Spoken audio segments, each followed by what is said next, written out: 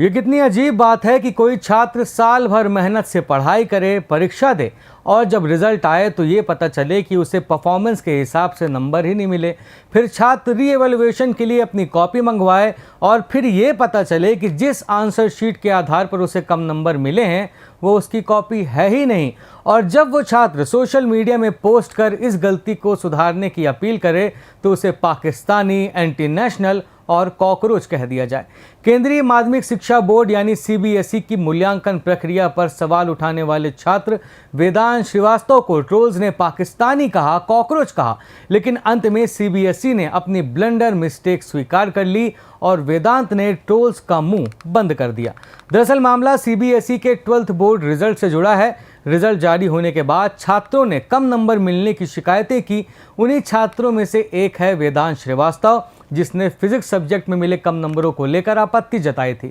वेदांत को यकीन था कि उसने पेपर अच्छा दिया है और उसे नंबर कम मिले हैं। वेदांत ने अपनी उत्तर पुस्तिकाओं की स्कैन्ड कॉपी री एवेल्युएशन प्रोसेस के तहत मंगवाई और जब उसने फिजिक्स की आंसर शीट देखी तो उसके होश ही उड़ गए। ये वो कॉपी थी ही नहीं जिसे वेदांत ने लिखा था, ना तो उसके दिए आंसर्स उस कॉपी में थे और ना ही हैंड राइटिंग उसकी थी।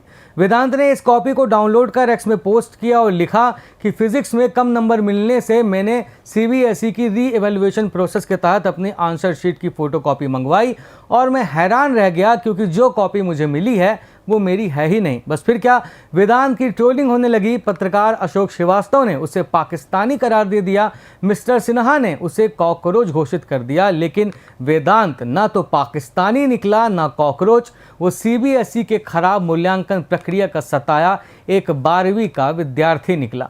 ट्रोलिंग के बाद राहुल गांधी ने वेदांत के समर्थन में पोस्ट किया और कहा कि एक 17 साल का बच्चा जिसकी कॉपी गलत जांची गई वो न्याय की उम्मीद में सोशल मीडिया में आया और बीजेपी के आईटी सेल ने उसे एंटी नेशनल, सोरोस का एजेंट, डीप स्टेट का हिस्सा बता दिया।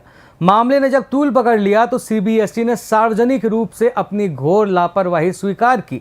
बोर्ड ने आधिकारिक तौर पर माना कि छात्र को री एवेल्युएशन के दौरान किसी दूसरे परीक्षार्थी की फिजिक्स की उत्तर पुस्तिका अपलोड करके दे दी गई थी। इस बारे में वेदांत के भाई ने बताया कि वेदांत को किसी दूसरे छात्र की कॉपी के आधार पर नंबर दे दिए गए और ऐसे भी कई छात्र हैं जिनके साथ ऐसी घटनाएं हुई हैं। ये दिक्कत थी कि उसके आंसर शीट किसी और से एक्सचेंज कर दी गई थी और हमें जो नंबर मिले थे वो किसी दूसरे के आंसर शीट के बेसिस पर दिए गए। वो हमने शिकायत सीबीएसई को भी मेल करा था, एक वीडियो भी बनाया था और हमने एक न्यूज़ चैनल को भी इंटरव्यू दिया था एंड ट्वीट भी करा था। तो अब क्या है आया क्या? हाँ, जब इस मामले को बहुत पब्लिक अटेंशन मिला तो सीबीएसई ने हमें रीच आउट करा और हमें सही आंसर शीट भेज दी गई है। उसमें वेदांत के नंबर पहले 65 थे, अब वो 74 हो गए हैं। उसको आगे हम रिवैल्यूएशन के डालेंगे बिकॉज हमने देखा है कुछ जगह पर जहाँ उसे नंबर दिए जाने चाहिए थे, कुछ क्वेश्चंस में 0 नंबर दिए गए हैं जबकि उसने पूरा आंसर लिखा है। तो उसके लिए हम रिवैल्यूएशन के लिए जाएंगे। क्या मानते हैं कि सीबीएसई ने आपकी गलती की काफ़ी बच्चों में दिक्कतें आई हैं और नंबर कम आए हैं?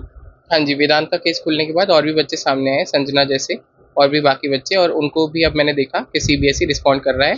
तो हम यही चाहते हैं कि और बच्चों के लिए भी एक फॉर्मल पोर्टल जो है वो स्थापित करा जाए जहाँ से वो इस तरह की परेशानियों को सीधे सीबीएसई को बता सके और उन्हें हमारी तरह पब्लिक सपोर्ट और इन सब ट्रोलिंग का सामना ना करना पड़े अपना जेन्युइन इशू बताने के लिए।